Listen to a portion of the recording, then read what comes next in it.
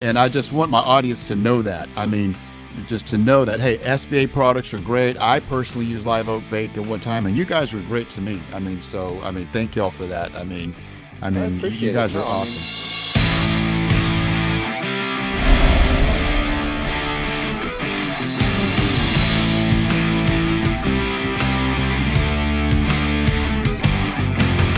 Welcome back to the Pharmacy Rockstar podcast, where we explore the exciting world of pharmacy business, share best practices, and discuss current trends, all while having a blast with our special guest.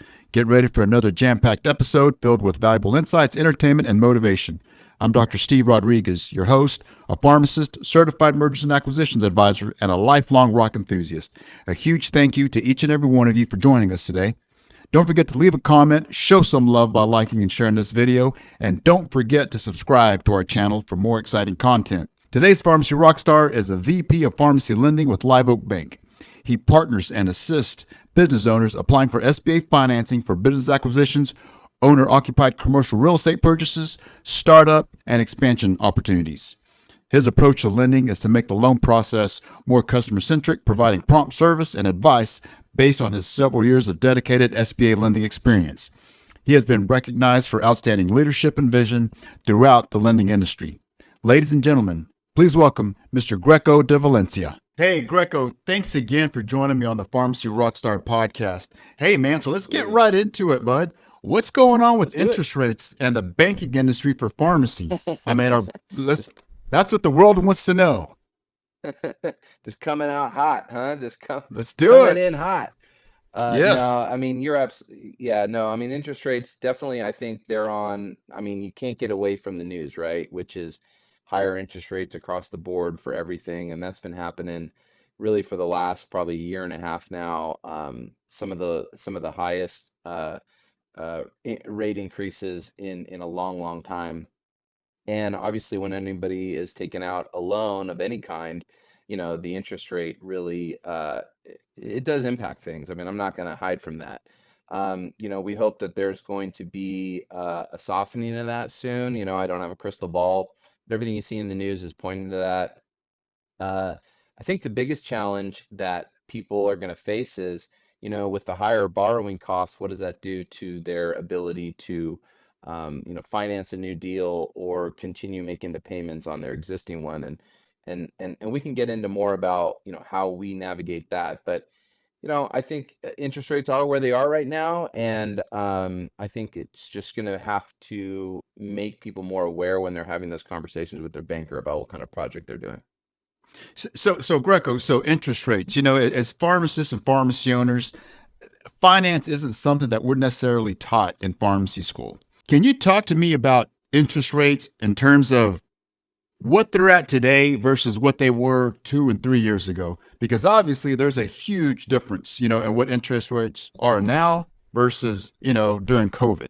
Yeah. Why is that? Why that disparities, extreme disparity there? Yeah, so I mean, if we're talking about interest rates for a business loan, commercial loans, right, which are different than home loans and credit card rates and stuff, right? But so most business loans are going to be, SBA, and we can talk a little more about what SBA is, but let's just say for now, Small Business Administration loan. And it's going to be based on prime the Wall Street Journal prime plus a spread. Wall Street Journal prime today is at 8.5, right? 8.5%. So just to give you context, during the pandemic, the Wall Street Journal prime in 2022 was as low as 3.5%, and Wall Street Journal prime was as low as 3.25, right? That's when rates were like the Fed set it at zero, and the Wall Street Journal prime's always running a little bit above that. So you can see where, since then to now, we've had this like just rapid rise of interest rates. And I think because it happened so quick, people really feel it as much. It's not like it was a slow rise. I mean, it went like down and then straight back up. And so I think now that we're reaching more of a settling point, people are starting to kind of get used to it. I think, I don't have a crystal ball. I'm not telling people what's going to happen, but I do feel like, the rates will start to drop again because I think the feds are getting to where they need to be. Hopefully that continues, you know.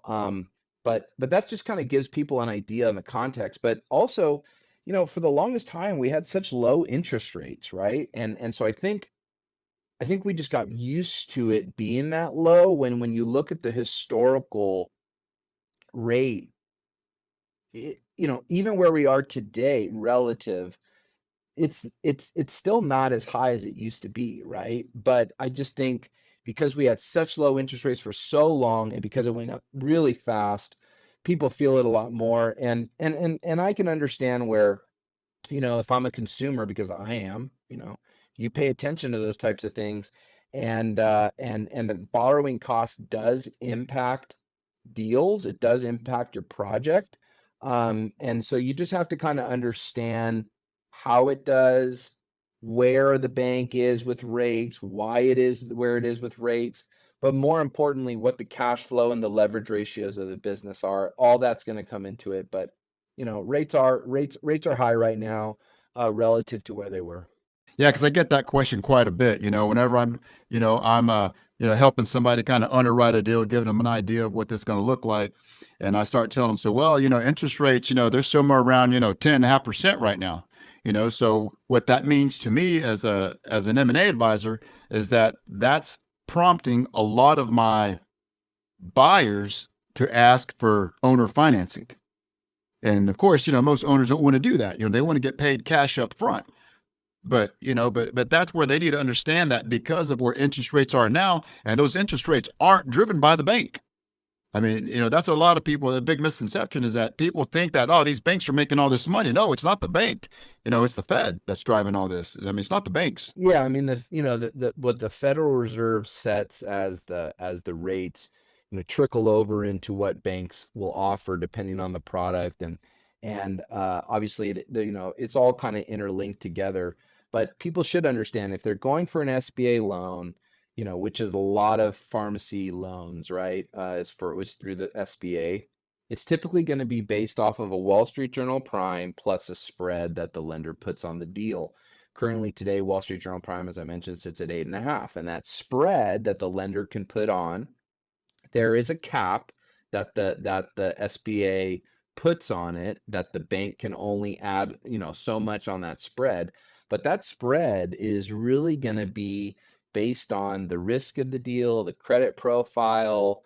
So people ask all the time, hey, what are rates today? Well, they're Wall Street Journal Prime plus a spread, and that spread could be anywhere as low as 1% to as high as 2.75, depending on the risk.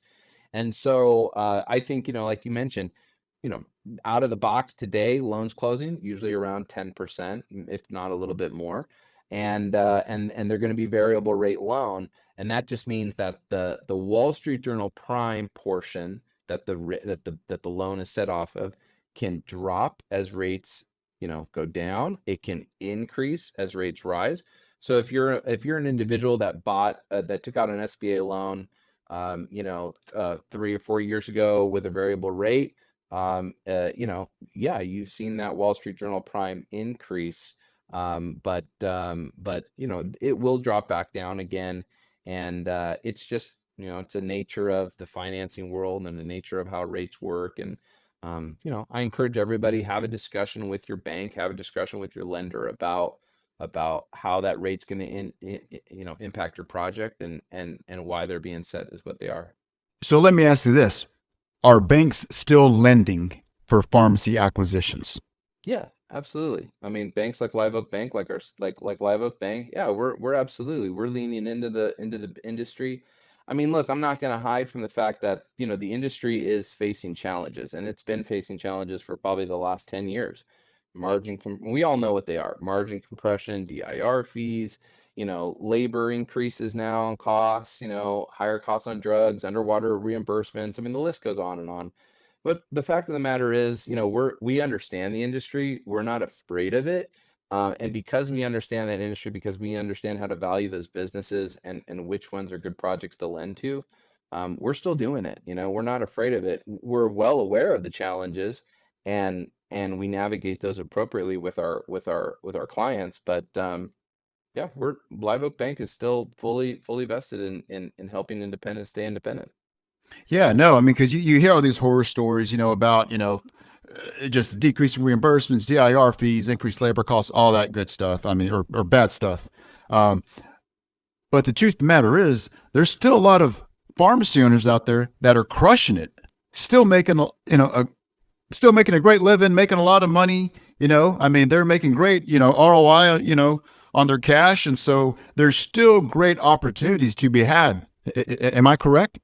Everything is kind of depending on the project, right? So obviously, if you bought a pharmacy, 4 years ago at really low interest rates, as long as you didn't overpay for that pharmacy and you really, managed expenses, maybe incrementally increased margin and profit, even though you're experiencing a little higher interest rates, hopefully your cash flow is still strong, right?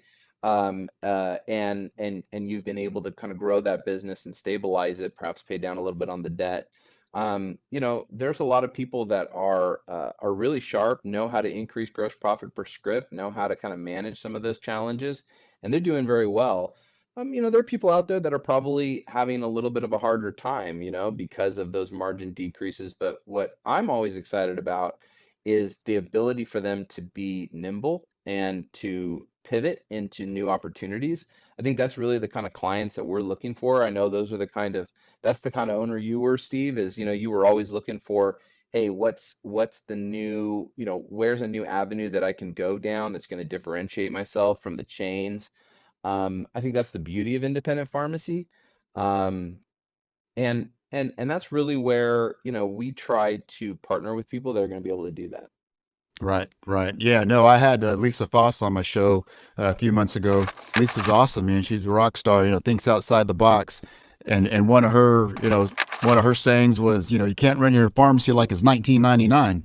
Yeah, no, I mean, I think we're seeing, you know, there's been a big discussion about trying to always diversify in pharmacy, right? I mean, they were always talking about, okay, diversify into compounding, long-term care, diversify into front-end sales, point of care testing, those types of things. And I think that is ongoing. I know that there's been quite a bit of talk and rise of trying to move to more of a cost plus model in some of the prescriptions, to try to move away or at least mitigate your PBM revenues. I don't know if you're ever going to fully get away from PBMs, but I know there's a lot of really sharp pharmacists out there that are trying to implement these cost plus models. So again, it's just an exciting way for people to try to find new avenues to service the community. I mean, look, if you talk to most chain pharmacists, a lot of sometimes first buyers that we work with, they're working at a chain currently, and they really don't like it. And I think you see that in the news, a lot of closures, walkouts, staffing, people just not enjoying, not being able to treat patients to their highest level. So when you look at that and someone says, hey, listen, I have an opportunity to buy a pharmacy and to get paid a working pharmacist wage, but to be able to also like feel like I'm making a difference in the community, as long as they go into it with the right mindset and understand what they're going to have to do in order to be successful, there's a lot of people that would rather do that and than have to grind it out of the chains. But again, ownership is not for everybody. I think they have to know what they're getting into and have a real good strategy on how they're going to navigate the challenges, because there are challenges, but there's a lot of opportunities too. No, absolutely. That totally rocks right there, Greco. I mean, mindset, opportunities, I mean, those things are there for independent pharmacy owners. And, I talk to these pharmacists that are working at chains, and I hear their hesitation. I mean, they hate what they do. They hate what they do, but they've always heard that it's so hard for independent pharmacy. But I'm like, look, it is. That's what the I mean, that's what their employer wants them to believe, right? That there's nothing better than working for them. But you and I both know that if you're willing to think outside the box, be creative, differentiate yourself, diversify your revenue stream, I mean, again, there's guys out there that are crushing it. I mean, there's guys out there that are making a lot of money, doing very well. They employ a lot of people. They're a great resource for their entire community. And that's just amazing. And I love seeing that. And that's why I'm so passionate about what I do. At Buy Sell RX, I'm a certified pharmacy merger and acquisition advisor, trying to partner those buyers and those sellers together. Help them. Yeah. If they need help with financing, direct them to guys like you, guys that can help them get an SBA loan. So Greco. So let's talk about that. Live Oak Bank, Greco. You do SBA loans. What is an SBA loan exactly? That's a great question because, people hear it out there and I don't know if people really quite understand exactly what it is. And quite frankly, the SBA loan product has got sometimes a bad rap from people thinking that, well, there's a lot of paperwork, it's long. So I'll go into a brief explanation. So an SBA loan, Small Business Administration loan, typically in the 7A loan product, is just that. It's just a loan product. It's just a vehicle for banks to be able to lend out. And a bank like Live Oak Bank, we are a delegated lender, so we have delegated authority PLP, so we can do everything in house. We don't have to, as long as we're following the standard operating procedure, the SOP laid out by the SBA. We don't have to send anything to the SBA office for approval. So we do everything in house. And the SBA loan is really a loan product. So banks loan out their own money through the SBA loan product. And it's a great product, especially for a business like pharmacy where there's no tangible assets really. It's all goodwill. That's really what you're buying, right? And so it's not like, let's say, in a big commercial real estate project, you've got like a big piece of real estate that's almost collateralizing the loan, 75% loan to value. You don't have that in a pharmacy acquisition. It's really just the files that you're buying. So what it does is it really gives some flexibility to the bank to be able to loan out money on the free cash flow of the business. So you don't have to use collateral as a decision maker. The cash flow of the business is the primary source of the repayment of the loan. It gives the buyer and borrower a lot of flexibility because there's a lot of flexible down payment options, and also it gives them the best terms that are out there. 10-year term if you're doing an acquisition with no real estate, 10-year term, 10-year amortization, no prepayment penalty, versus what they might get with the conventional loan, which is a lot shorter terms, higher down payment requirements, and a lot of covenants. There's no covenants involved in an SBA loan as well. So it's a very friendly, I like to call it a friendly loan product for the type of business that pharmacy is. Now, with that said, Steve, is there paperwork involved? Yes, but there's paperwork involved in every product. I mean, there is not, there's that myth out there that like with a conventional loan, you just pick up the phone and then 10 minutes later someone gives you a bag of money and it's like, oh, great, I'm done. That's not the case. Right. But the SBA loan does require a paperwork, right? But since Live Oak Bank, since we're the number one SBA lender, we really know the SBA product very well. All of us are SBA experts in that way. We're gonna help white glove service the customer through that SBA loan process and make it painless. And that's really what our goal is when we're doing an SBA loan for a pharmacy acquisition or pharmacy financing. Yeah, and no, Greco. I mean, you're absolutely right. I mean, I use an SBA product. I use an SBA product from Live Oak Bank whenever I had my pharmacy. So yeah, no, you're absolutely right. And I find like if I ever got back into pharmacy ownership, I would want to get an SBA product. I mean, I saw so many advantages to using an SBA product. I mean, man, I think there's just so many opportunities, so many advantages to using an SBA product, and I just want my audience to know that. I mean, just to know that, hey, SBA products are great. I personally used Live Oak Bank at one time, and you guys were great to me. I mean, thank y'all for that. I You appreciate it. guys are No, I mean, awesome. yeah, I mean, I think what I would tell people is, look, get educated about the kind of loan product that is best for your project. right? So get educated on it. Don't just think because your friend or you saw on a blog post SBA's bad. Don't do that. Like, you have to do your own research, and you have to speak to someone who really understands the product and the process. I think what happens is a lot of people, they talk to one person who maybe doesn't do a lot of them, and they get this kind of half-baked answer on what it really is. And so if you talk to someone at Live Oak Bank, someone on our team, on the pharmacy lending team at Live Oak Bank, we're going to walk you through why the SBA product, and make sure that it's a good product for you. Because quite frankly, maybe it isn't, right? Maybe another type of product is a good one. But in my lending career, for I would say 90 to 95% of the transactions that we've done have been SBA. So let me ask you this, Greco. What does it mean for you for someone to be called a rock star? Like, when you hear the term rock star thrown out there, what do you think of? What does that mean to you for someone to be called a rock star? Because the reason why you're on this podcast, because you're a rock star. No, thank you. No, you're a pharmacy rock star banker, man. I mean, that's why you're on the Pharmacy Rockstar podcast. So, but what do you think of when you think of a rock star? Yeah, I mean, I love that. I mean, I think it's a cool term that's got into the pop culture now, being a rock star. And to me, I think about it like meaning that, you stand out. You're not afraid to be an individual, and to blaze your own path, and to really stand out from the pack. That's what I think about. And that could be in certain situations, that could be year to year. It could be that that's just who your personality is, right?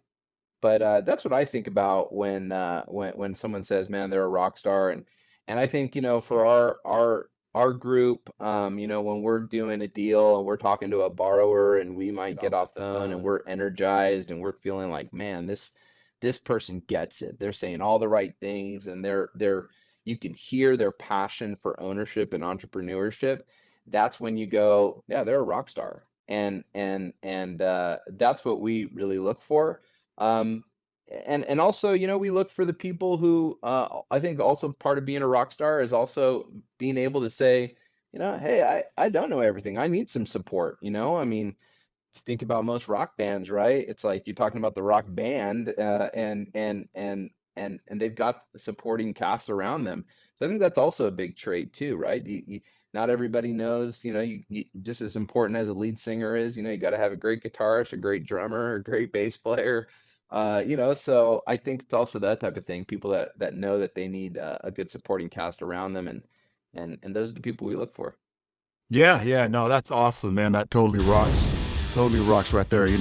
I just had Dr. Mansi Shah on my show earlier today, and that, people like her, like, she's a rock star, and that's what she does. Other pharmacy owners that don't have all the skills, all the knowledge, all the training that they could be to become a better entrepreneur. You have rock stars out there like that you can learn from.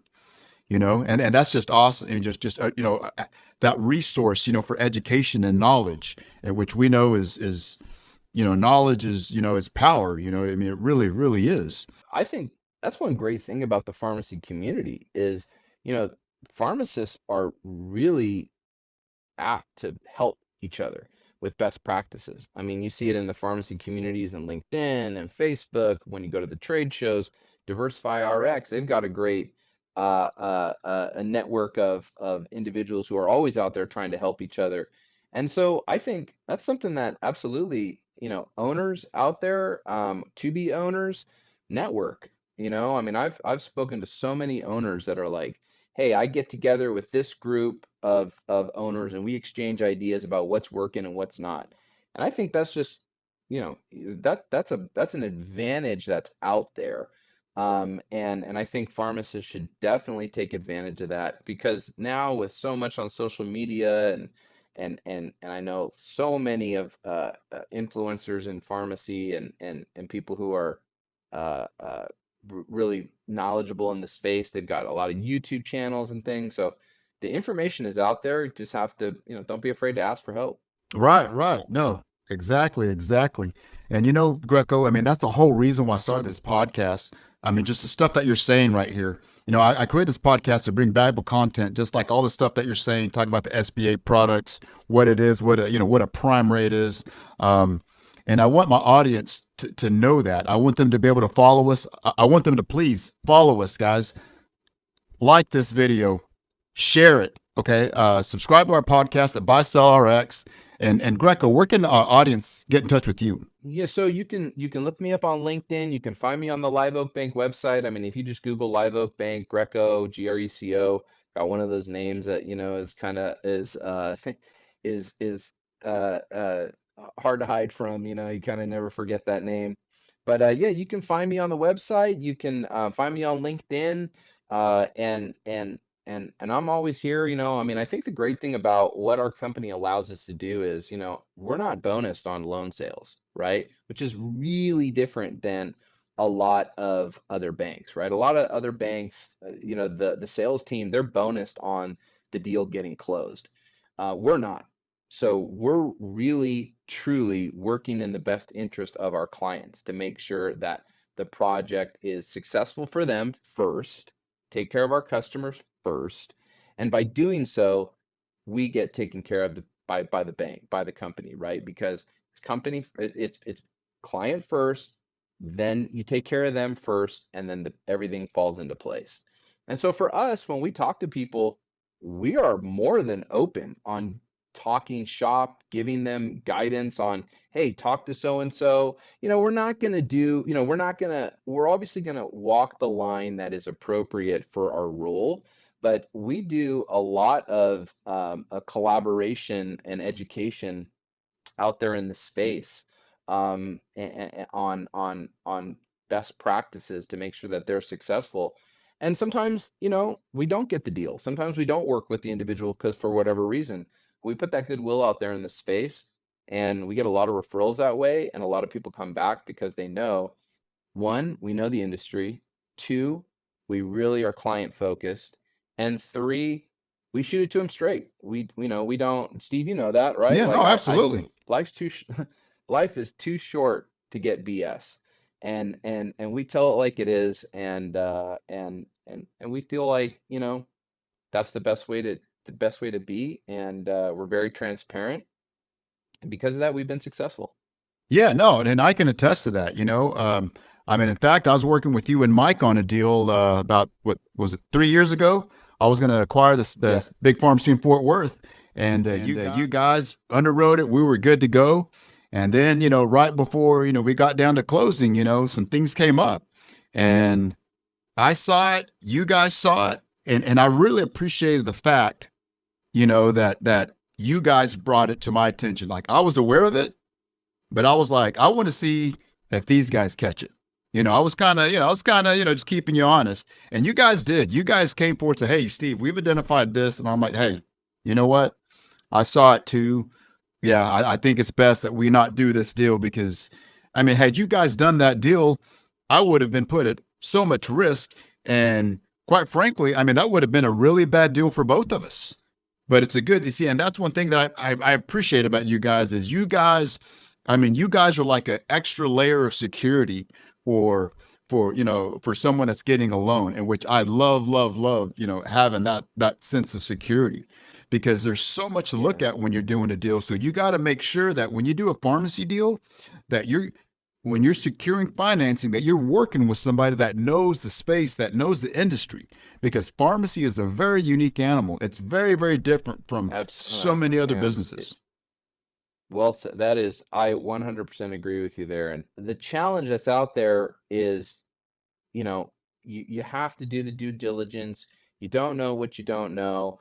And if you're just working with a lender who never works in the space, maybe they do one or two pharmacy deals a year, they don't really know what's going on, what questions to ask, then you don't have that collaboration like you're talking about, right? You don't have that individual who's saying, "Hey, look at this. This could be a red flag. This is a green, this is a green light. This is a red light."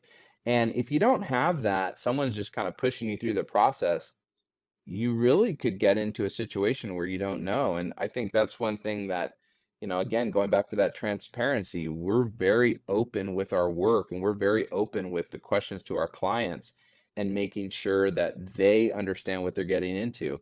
Is that for everybody? No. I mean, some people are just like, listen, I just need the money. Okay, well, that's fine. But and we don't have we don't have an issue doing that. If you're well versed in the space and you know what to ask for, great. That lowers the risk for us actually.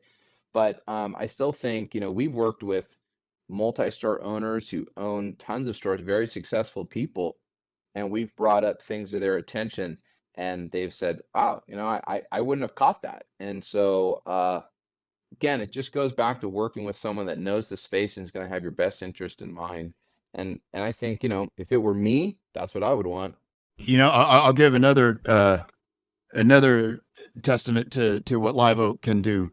There was a deal that I presented to you guys recently, and the P&Ls looked awesome. This pharmacy was making cash flowing, making money. Yeah, I plugged it into my spreadsheet. I did my analysis. I'm like, man, this thing is going to crank out a 1.5, 1.6, DSCR. I'm like, man, any bank would love to have this deal. Present it to you guys, and The old slam dunk. Right, slam dunk, man. That's what I thought. Slam dunk deal. I present to Live Oak Bank. Your team looked through it, and your team identified a red flag. I mean, I saw the red flag, but I'm like, you know what? Let me present to these guys. I want to hear what they have to say. You guys are spot on as usual. I'm like, this is not a good deal, even though financially it looked great, on paper it looked great. This particular pharmacy had, I believe, almost 50% of its business coming from one office, one doctor's office. Yeah. You know what I mean? Concentration risk like crazy. Yeah. But the sad thing is, Greco, somebody could buy that store, just go to a non-pharmacy bank that doesn't know what they're looking for. Yeah. Potentially. That's the scary part. That's the scary. With the rise of these non-banks too, and look, I mean, whenever deal flow for banks get slower, especially if you're bonused on a loan closing, you're gonna maybe stretch in an area that you normally wouldn't go in. Thankfully we don't need to do that. But yeah, I mean, I think what you're talking about a lot is like that qualitative and the quantitative factor that goes into a deal.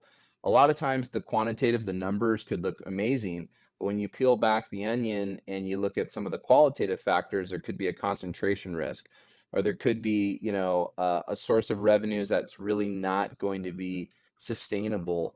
And as a bank, we need to understand that because quite frankly, the loan could be, we're looking 10 years into the future, right? I mean, it could take someone 10 years to repay us. So we need to understand, do they have the willingness to do it and the ability?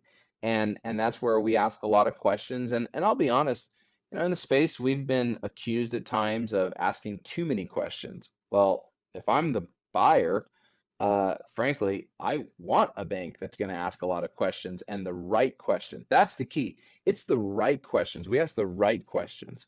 And so, it's just a matter of knowing that. And I'll say to the sellers out there, we want to do deals. We want your legacy to continue. And it's just a matter of understanding, hey, how is a bank going to look at this? Again, we go do a lot of continuing education to the space about legacy planning and how to get a deal done. What is a bank looking for? What's a buyer looking for? And all those things is just a matter of preparation and having conversations. If I'm a seller, having conversations with someone like you on what's my pharmacy valued at? What does it look like in the market? How attractive is it going to be? What do I need to watch out for? Am I running too high in expenses? Am I running too low in margins? What is my concentration risk? How do I mitigate that? And those are all things that are going to go out there, and you have to plan for those things. You can't just happen in a fire sale. Right. Absolutely. No, you're spot on that for sure. Well, hey, you just touched on this, so let's expand on it. How important is a business valuation for a pharmacy? Like, What does knowing what your business is worth, like, what does that do for an owner? What does, how does it help or hurt an owner having an objective valuation of your business? Okay, I like to look at it like this. Like if you're retirement planning, all right, which everybody knows you have to plan for the future. Okay. So you start saving. Are you going to set it and forget it? Some people do, but they don't tell you to do that, right? They tell you, "Hey, check in with a financial advisor or look to see how your accounts are doing. Do you have the right mix? Is it growing? Is it shrinking? What's going on?" Everybody checks their bank account. Everybody checks their retirement account. Everybody maybe checks their stock. So why wouldn't you do that if one of the largest assets you have in your life is your business, right? Like, why wouldn't you do an annual check-in? How's the business doing? How are my margins doing? What would if I were to sell the business in the next 6 months, what would my value be? And if it's lower than what I expect because of whatever reason, how do I change that? And so, what I've always found really interesting is there's so much conversation out there about planning for a sale, and so few people actually do it. And I think in their defense, it's because there's so much going on with running a business. I mean, look, my wife owns a business and she does great. And I see how much work she has to do, manage everything, the employees, the clients, everything.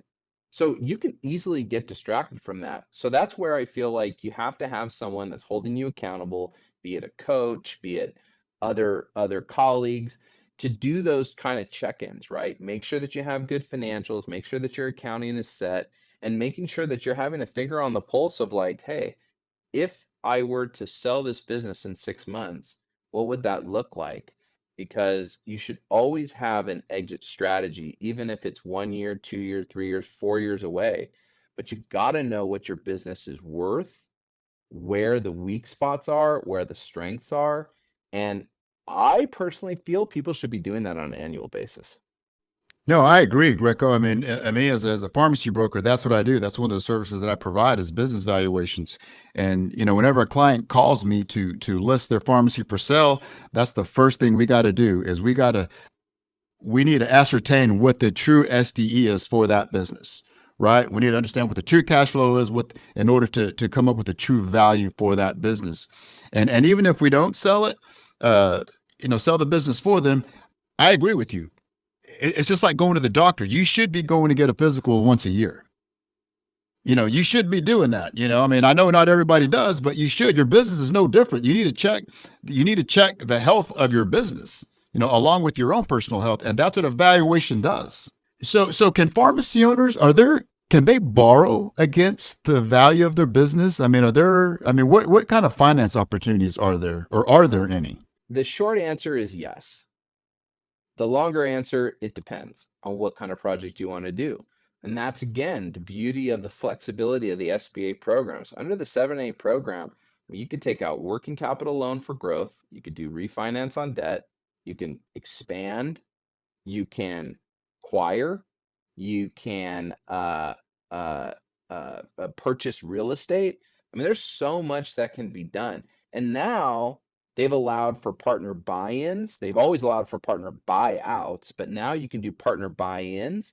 So there's just so much flexibility out there. So it really depends on what your plan is and what your goals are for your business.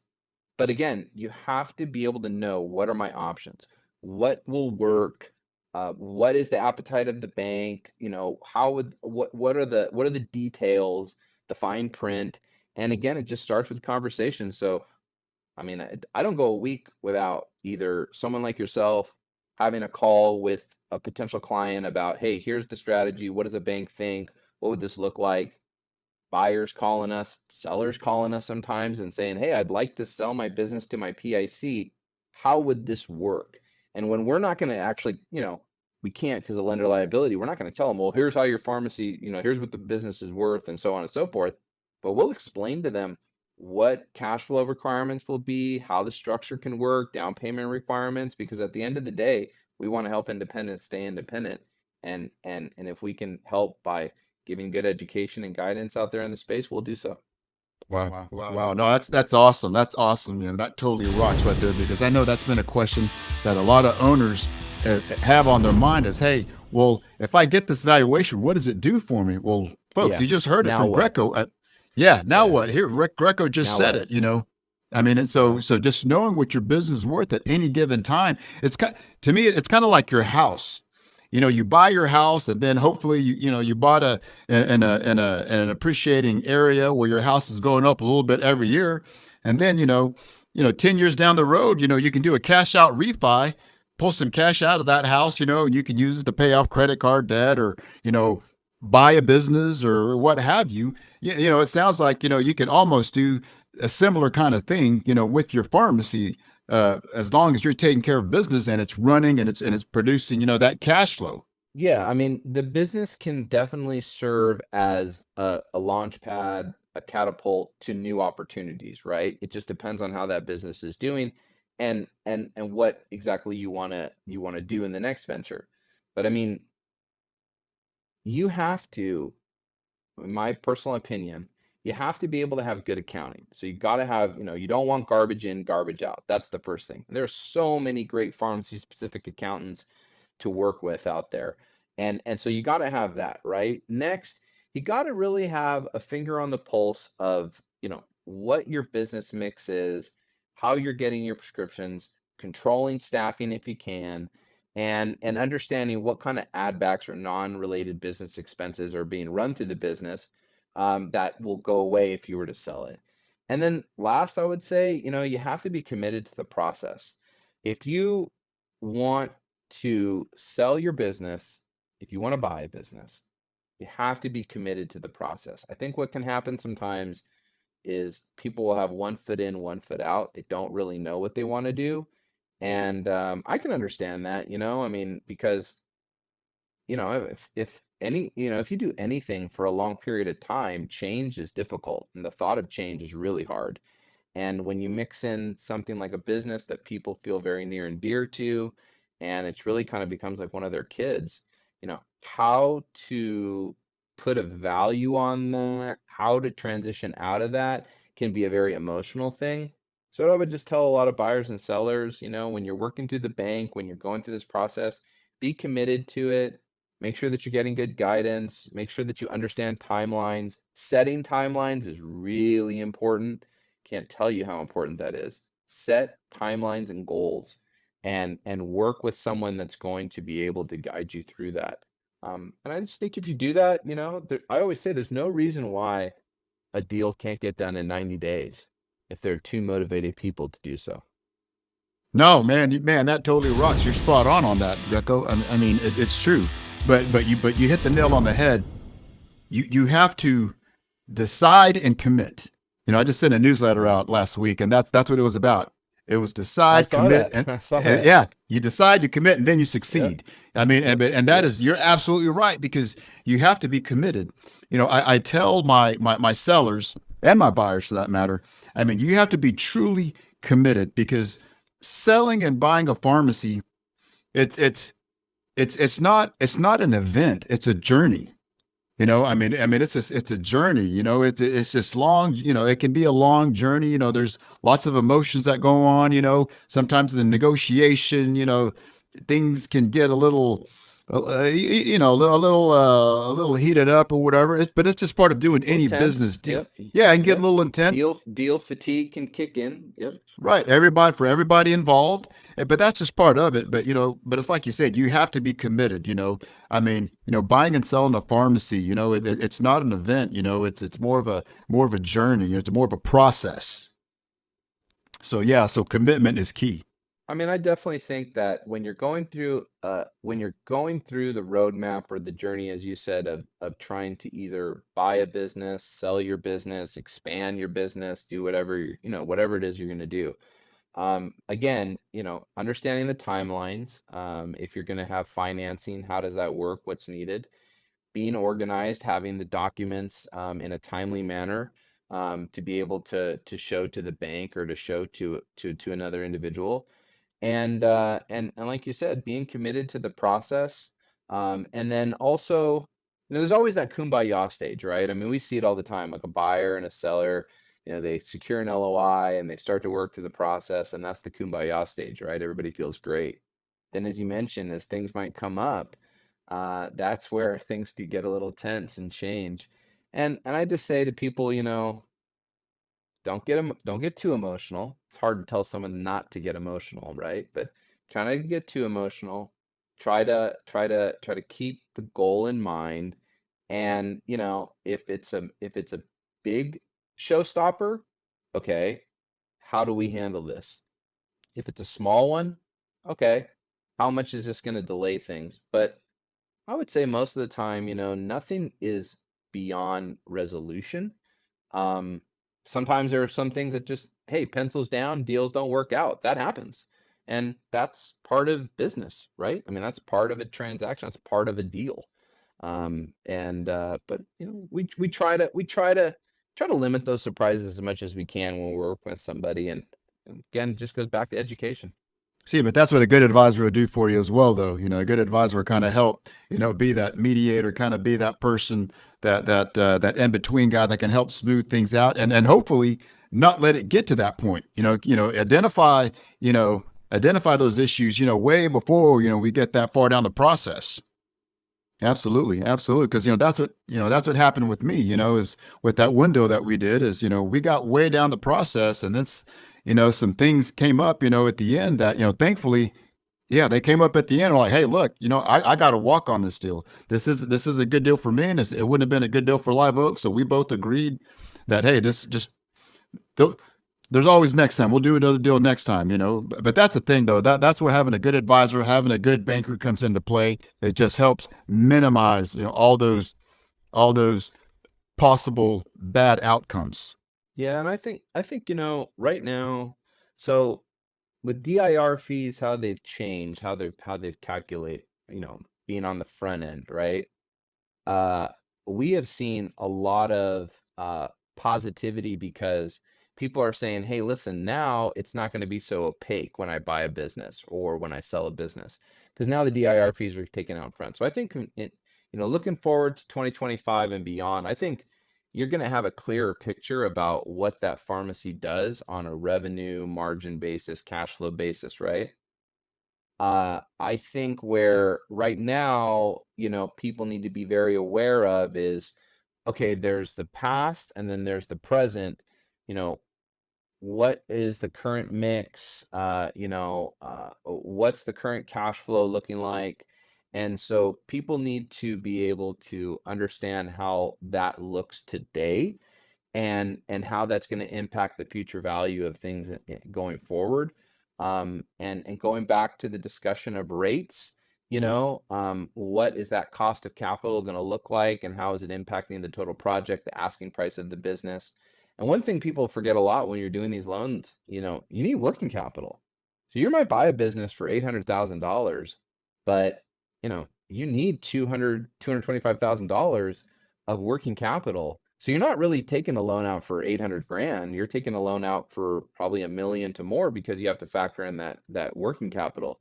And I know there's a lot of talk out there. Well, working capital isn't necessary. I can get some dating. Yeah, you can, I guess. But I mean, I think, and you know this, Steve, from operating a pharmacy yourself, that working capital is the lifeblood of the business the first 30 days. And if you don't have it, and we've seen some banks do like lines of credit, small lines of credit, I just don't think that's really the right strategy. I'm not saying lines of credits are bad for businesses, but if you're going through a transaction, and even if you're buying the receivables, receivables are just a number on a piece of paper, right? If you don't have that cash in the bank, you could really run into some problems. And again, like I'm saying, you know, just got to know the right structure, got to know what you're getting into, and you have to know the total picture. And that's what we try to do. We try to lay out the total picture for people. Yeah, you see, and again, that's another reason why people need to consider Live Oak Bank and calling you Greco whenever they need to do a loan. I mean, again, I've used you guys. I mean, I know you're a great resource for me. I've bounced deals, bounced ideas off of you, and I love that you're always willing to take my call, and you'll take the calls of people that I refer to you. So thank you so much for doing that. But let me ask you this: how important is an exit strategy You've touched on it a little bit, but let's nail that down. How important is an exit strategy for a pharmacy owner? What do they need to be thinking? What should they not be thinking? From a banker's perspective. I'll say this through the lens of doing deals with people, because when we fund a loan for an acquisition, let's say, that exit strategy's kind of already been set, right? Someone says, "Hey, I've identified a business I want to buy. I have a signed letter of intent." So that exit strategy is kind of set. But I think looking at what would make the transaction go smoother if people had a good exit strategy in mind. For one, it's like we say, planning, right? So do I want to exit out of this business in a year, 2 years, 3 years? Sometimes life happens and you have to do things sooner than what you expect. But I think, if someone says, listen, I'd like to sell my business in 2 years or 1 year, right? And they haven't talked to any buyers, they're just that's their own timeline, right? I think one is, like we talked about, got to have that good accounting, got to have clean numbers. You got to start to show maybe some profit on the business. It means you have to pay the taxes on it, or be able to organize the non-related business expenses or the add backs that are going to be able to show what the true cash flow of the business is. And you got to get a very honest opinion about the state of your business. And if it's a year away, hey, what changes do I have to do? And where does that fall in the timeline of it showing up in financials, so that I can prove to somebody exactly what it is that's going to support my asking price. Um, and so I think, again, it just goes back to having those conversations privately with the right people, because discretion is key, and then also being committed to the process. But an exit strategy is pretty important, and I think, if you talk to most business owners, they'll all agree that if you don't have an exit, you should never start a project without an exit in mind, even if that exit is 10 years from now, right? You at least have to have it thinking. And I think that's something that, again, going back to the resources that are out there, there's a ton of them, like yourself, Steve. I mean, if I was an owner owning a pharmacy, I've been owning it for 15 years. I'm thinking, like, in a couple of years I might want to exit out. Give you a call, talk to you a little bit about what the market looks like, what do I need to do, and just get that information, because information is key. Information is power. Absolutely, that totally rocks, Greco. Man, you're right about that. You're right about that. Information is key. So, Greco, one more time, tell me, how can people get in touch with you? Yeah, so you can find me on LinkedIn, on our website www.liveoakbank.com. You can just Google search Live Oak Bank, Greco Pharmacy Loans. You can find us all over. We do a lot of podcasts. We do a lot of speaking events at all the big trade shows. I'll be doing a speaking event with some other individuals in the space this summer at the AmerisourceBergen show in Orlando. And so, yeah, I mean, that's the beauty about the internet. You can't hide. If you want to find me, you can find me. But if no, I'm just kidding. But yeah, those are some ways to find us, and we're always open. Myself, our team, always open to talk to people and find out what their goals are and how we can help them achieve it. Great, great. Awesome, awesome. Well, Greco, before I let you go, this is the Pharmacy Rockstar podcast. Who is your favorite rock star? Like my actual favorite rock star, like Yeah, yeah. When you think of a rock star, hey, it could be music, it could be a actress, actor, it could be a philanthropist, whatever. Who is your favorite rock star and why? I guess I'll give two answers. So one, as a kid, I grew up. My mom played a lot of classic rock. My mom's from the '60s and stuff, and so she played a lot of Rolling Stones in the house, and I would always kind of look at Keith Richards, and I played guitar as well, and I always be like, yeah, God, if I could just one day, like, he just looks so cool up there playing all the time. And I never got a chance to see them. And so this summer, actually, we're going to take my 9.5-year-old, my wife and I, and she's a big Rolling Stones fan as well. And we're going to go, my mom's coming too, and we're going to go see the Stones. And I don't know, I think it's going to be pretty cool, like to be up there and see a guy who's like almost in his 80s, Yeah. No, still that's rocking awesome, and man. That still rocks. living life to the fullest. I mean, that's Yeah. my goal is I want to age well Yeah. and be able to do what you love. And so that's one. And the other, I'm gonna say, I gotta be honest with you, Steve. My wife, man, my wife's a small Oh, man, business that owner and rocks. Oh, small that totally rocks, man. That's awesome. That's dude. awesome. I'm telling you, man, she is a small mid-sized business owner. And great story. She worked for the firm for the longest time before she bought it in 2020 during COVID. She was one of those, you know, owners of her firm were one of those people that were like, hey, we got used to being at home during the whole lockdown thing. And they were like, retirement seems kind of nice. And they approached her just kind of out of the blue to be able to take it over. There were some talks about transition. She did it, 4 years now later, or 3.5 years, however many years it is later. I watch her and she's an inspiration, man. I mean, she works so hard. She's dedicated to the business. She lives, eats, and breathes it. And I watch her, and I'll be honest with you, it's like seeing our clients, right? Our pharmacy owners. We know they're hard workers, they're dedicated to their business, they're dedicated to their families.